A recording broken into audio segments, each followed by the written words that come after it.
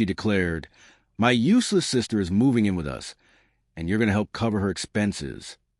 I said flatly, "Then I'm moving out." Within the hour, I packed my bags and walked away. The lease, now entirely in her name, has her panicking. I'm 29, male, and just left the apartment I share with my girlfriend, Natalie, 27, 3 days ago. We've been together for 4 years, cohabiting for 2. I thought marriage was next. Turns out our futures weren't aligned at all. Tuesday night, I get home from work. Natalie's sitting there on the couch, wearing this smug grin, the kind people wear when they're about to drop a bomb and expect blind acceptance. So, my sister Melody's struggling. She starts, Melody's 24. I'm half listening while unpacking my work bag. She lost her job again. Job number 6 in 2 years. Same pattern every time. Gets hired, manages a few weeks, then starts skipping shifts, showing up late, slacking, and finally gets canned. Repeat. That's rough. I reply, because what else can you even say? So, I told her she can move in with us. I freeze. You told her what? She needs help. She's family. We live in a 1-bedroom, Natalie. She can crash on the couch until she gets back on her feet. But here's the truth. Melody doesn't get back on her feet. She clings to whoever's standing and drains them dry. Her parents literally downsized and moved without giving her the new address just to escape her. For how long? I ask. Just a couple months. And you're to help support her until she finds work. Not we. Not can we.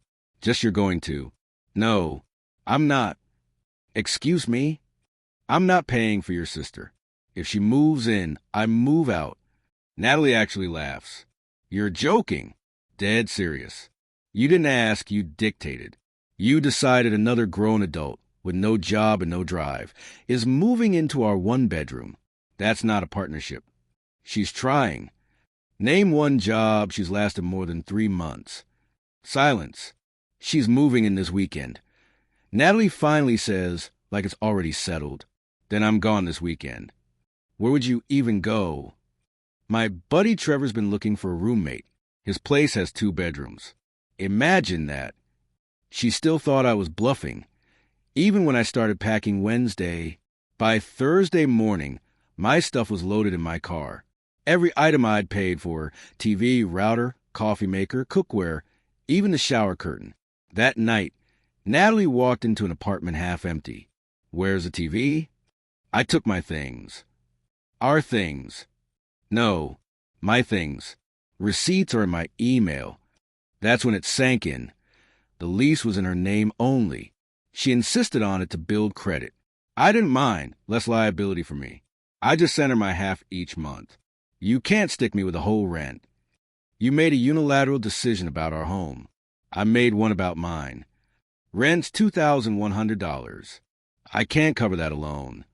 Good thing Melody's moving in to help out. Her face dropped. We both knew Melody wouldn't contribute a cent. You're really ending us over this? You ended it when you shoved your sister into our home without even talking to me. That night, I stayed at Trevor's. By Friday, the room was mine officially. His last roommate had moved out, so I just slid right into the lease. Rent for a bigger 2-bedroom? $900 for my share. Less than what I paid with Natalie. And Trevor actually cleans, works, and pays bills.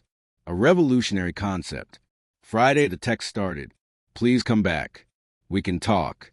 You're being unreasonable. Melody's not even here yet. How am I supposed to pay rent? I ignored them. She made her bed. Saturday, Melody rolled in with 3 suitcases, no money, no job, but endless expectations. That's when things spiraled. Trevor's a legend for letting me crash while settling in. His place? 2 beds, 2 baths, laundry and unit. And cheaper. My $900 beats the $1,050 I wasted before. Meanwhile, chaos at Natalie's. Sunday night, she calls me crying angry tears. Melody ate all the groceries. A week's worth. Gone in a day. And when I told her to replace them, she said she's broke. Sounds like a roommate issue. This is your fault. How's your sister eating your food my fault? If I were still there, she'd be eating mine too. Monday, Natalie's mom, Gloria, texted. What you did to Natalie is disgusting. I replied, she chose family over our relationship. Family comes first, right? Family can pay her rent then. Silence. Tuesday, Natalie sends a screenshot of her bank account. $342. Rent due in 3 weeks. I need help just this month. Please, I'll pay you back. With what? Like Melody paid back her last 6 employers? She resorted to insults. Selfish, cruel, heartless. I replied with one word each time. No. Wednesday, Melody herself messaged me. First time she'd ever initiated contact in years. You're being childish. I'm not in the situation anymore. Remove myself. Natalie says you stole shared stuff. I took what I bought. Look at receipts. Well, some of that will help us right now. Like the TV. Best Buy's got sales. Go buy one. I don't have money. Then get a job. I'm trying. The market's impossible. Trevor's company is hiring. $18 an hour benefits.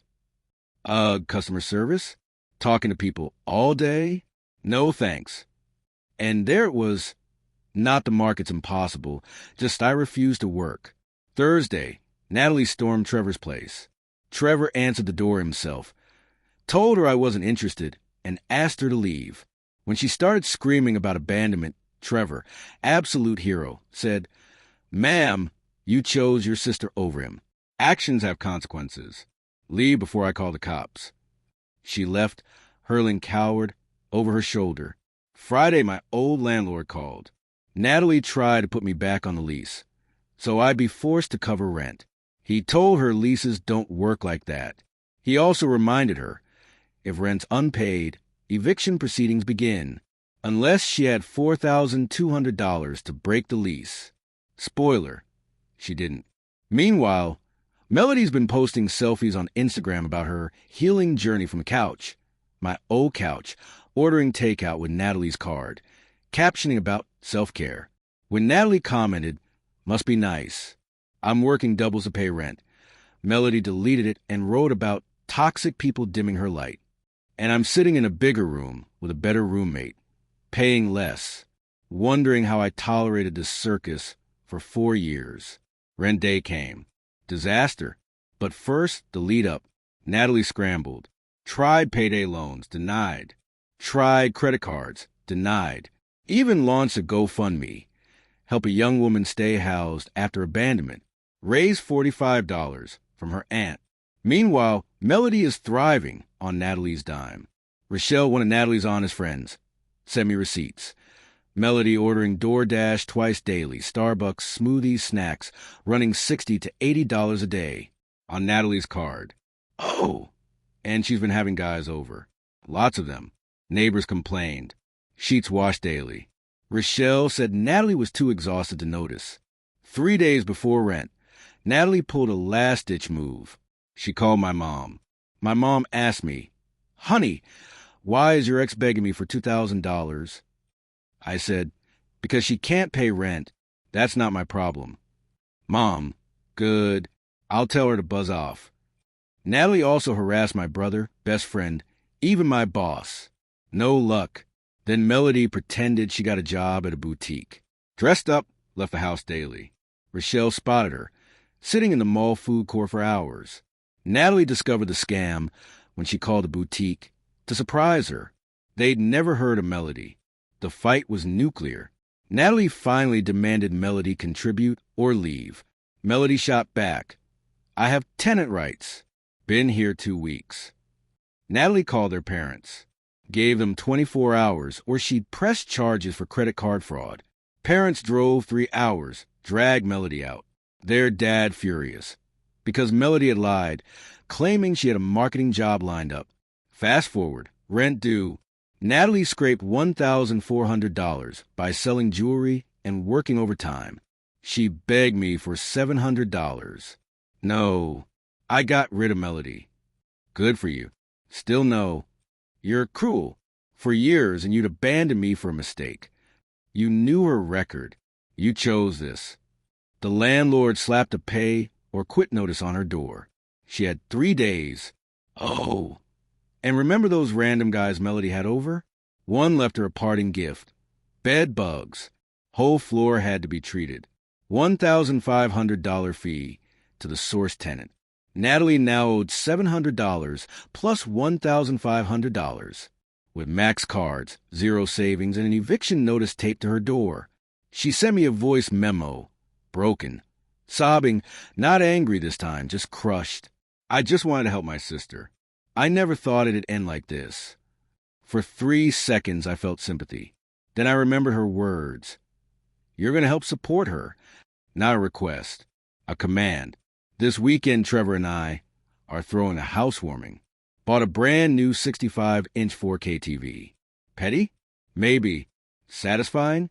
Absolutely. Rochelle says Natalie's moving back to her parents. Evicted. Credit ruined. Melody already posting about needing a fresh start. Because family is toxic. For years together, and she destroyed it all for her sister. I'm living better, cheaper, drama-free. Best $900 I've ever spent.